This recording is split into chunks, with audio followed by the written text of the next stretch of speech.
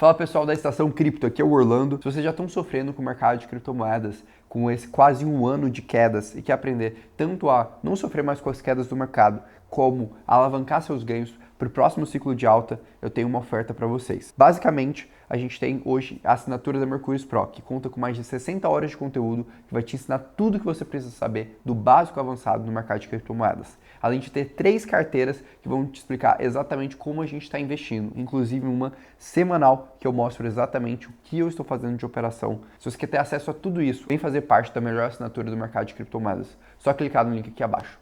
Então a gente está vivendo, para mim, talvez a melhor oportunidade desde a bolha dos .coms de se investir em tecnologia num segmento que é claro o seu desenvolvimento, que tem muito potencial e que se a gente analisar de forma profunda, a gente consegue aproveitar.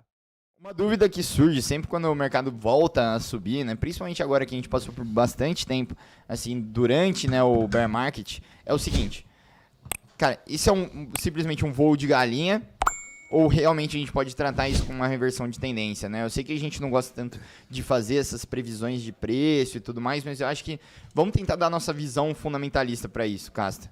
Cara, não vamos falar aqui em reversão de tendência ou voo de galinha, mas o que é claro? Que depois de muitos e muitos meses, finalmente o mercado cripto está demonstrando força.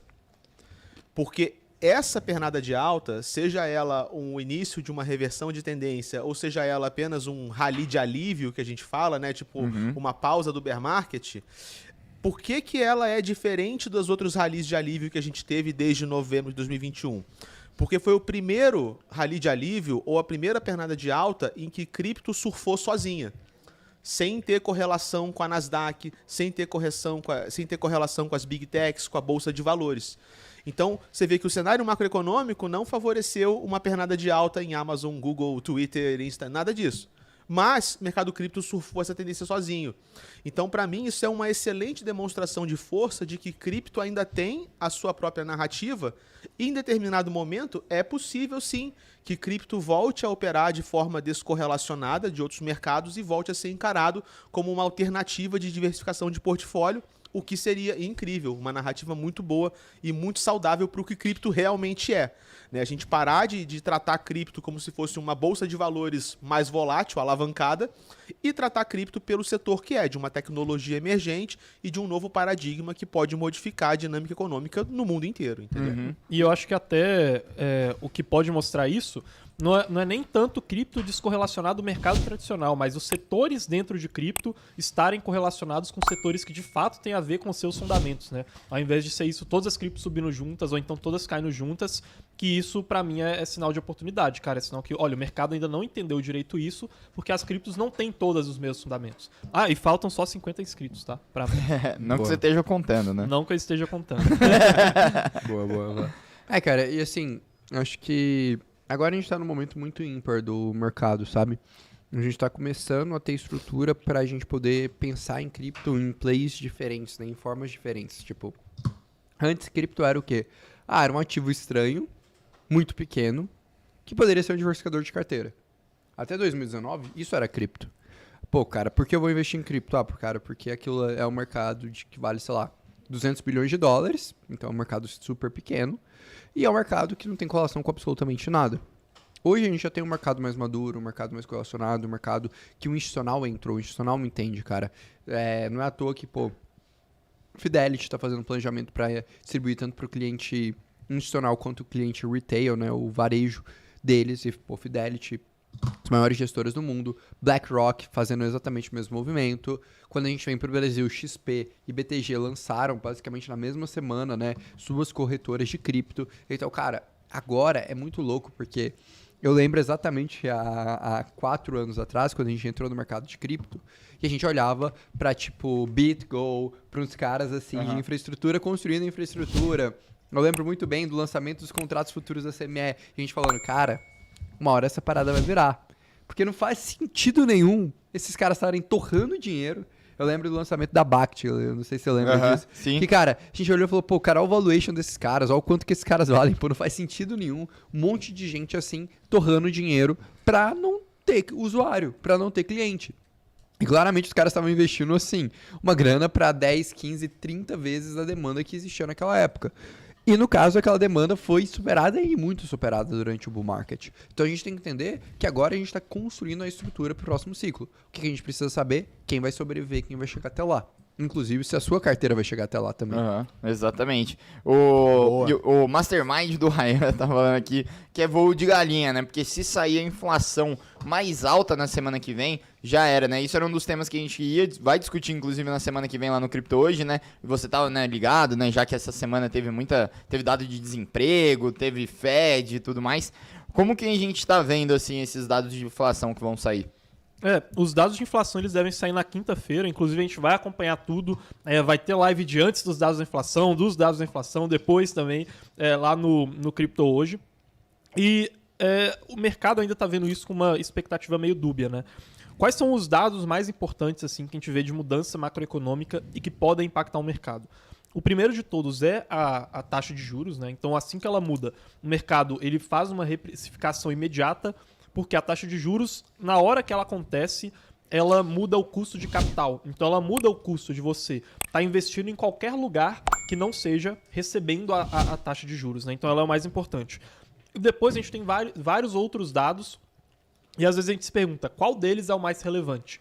E normalmente eles são relevantes porque eles vão impactar qual é a decisão do Fed para alterar a taxa de juros. E desses o mais relevante é o da inflação.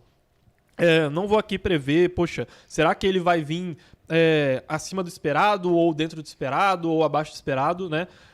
A grande questão é entender, não o dado em si, mas justamente essa dinâmica, se ele vai ou não surpreender o mercado. E a tendência é que se ele vier acima, isso dá um reforço para o Fed, né? Se ele vier acima do esperado, que ele tem que continuar subindo a taxa de juros, né? A gente via muito a narrativa do pivô do Fed, mas hoje eu estava até lendo alguns jornais e tal, vendo a opinião de alguns caras de macro, mas agora já tem muita gente achando que, cara, essa história de pivô do Fed morreu, não vai vir pivô do Fed, porque a ideia é que eles vão fazer mais aumentos menores durante um período de tempo mais longo até atingirem a meta dele. E perdeu-se um pouco a confiança de que a gente vai ter o que eles chamam de soft landing, né? Que é um pouso suave sem acontecer uma recessão. Ainda mais que a gente teve a inversão de curva de juros acontecendo. Até porque normalmente a gente nunca tem um soft landing. É impressionante como o Fed é ruim de pousar avião, cara. Não, ele tá sempre falando que vai ter um soft landing, mas até porque o papel dele é esse, né? Então, assim, se ele fala outra coisa, ferrou, né? A economia, ela é muito uma profecia autorrealizável, né? É aquela que de tanto você fala, porque você falou, ela acontece. Se o Fed, ele fica o tempo todo falando, cara, vai ser suave, porque isso ajuda a acalmar um pouco. E às vezes ainda dá errado, mas todas as vezes que deu errado, ele tava falando que ia ser suave. Se ele falar que dá errado... Cara... Não, imagina o Powell falando, preparem-se para o apocalipse. Preparem-se. A economia irá ruir. Ele começa a entrevista falando... Pai nosso, que está... Vamos dar as mãos. Vamos dar as mãos. Mas assim... Por que você tá rezando, Paulo? Vai subir juros pra caralho, meu irmão. Mas assim, o que a gente espera hoje, e pelo que a gente tem a narrativa, pelo menos do posicionamento do Fed, né? Queira isso dizer muito ou pouco, é que eles vão fazer esses aumentos um pouco maiores, quer dizer, um pouco maiores não, mas durante um período de tempo mais longo, e a ideia de que a gente vai ter um pivô imediato, que olha, a partir de agora o Fed ele vai virar a chavinha, isso aí diminuiu um pouco, tá, essa chance, mas sobre o dado de inflação em si, a gente não é analista macro, então a gente estaria junto com o pessoal que está ali no dentro do esperado, a chave vai ser entender ali no momento se ele vai vir surpreender no mercado de alguma forma, né? O que eu queria puxar é o seguinte, Orlando, tem uma coisa que a gente vem discutindo, né, que muita gente vem e fala, cara, eu tô esperando o momento de entrar, não sei se agora é a hora e tal. Algum momento antes na história a gente viu algo parecido para que a gente possa olhar para trás e ver, poxa, realmente é um momento em que a gente pode esperar um pouquinho e se posicionar melhor, ou não, putz, a gente não pode deixar ali o bonde passar, né? Você já viu algo assim que a gente poderia usar para esse exemplo? Cara, eu acho que uma das coisas que a gente mais escutou, né, esses últimos meses foi, pô, agora tá volátil demais, cripto tá arriscado demais, ou, pô, eu sei o momento certo, vamos esperar dar os sinais que o ciclo, que acabou a política de Fed, todas essas coisas, assim, eu acho que foram as coisas que a gente mais escutou. E qual que é a parte engraçada, né? Isso a gente tá escutando agora, em 2022, mas a gente também escutou isso em 2002. Essa semana saiu uma carta muito legal do Pantera Capital, que é um dos maiores fundos de cripto do mundo. Eles estão em cripto desde 2012. E eles fizeram justamente esse comparativo. Entre 1999 e 2002, a gente também teve um momento de alta de juros. E foi quando um grande mercado de tecnologia teve um grande crash, que foi o crash das .coms. O crash das .coms também viveu um momento muito parecido com o que a gente vive agora, que era um novo paradigma disruptivo, uma dinâmica ali que ninguém nunca esperava. Você teve literalmente o hype das .coms, que as pessoas compravam registros.com para especular. Então, sei lá, o cara via, sei lá, jesus.com e comprava jesus.com e começava a especular. Existiu esse processo especulativo, existiu essa entrada do varejo. E o que isso tem em comum? Também existiu a quebra dele. Apesar de terem encontrado empresas com bons product market fits, como Microsoft, Apple, Amazon, a gente teve a quebra. Essas empresas chegaram ali a perder 80, 90, 95% do valor. Hoje, uma das maiores empresas do mundo, a Amazon, perdeu 95% do seu valor ali naquele período entre 99 e 2002.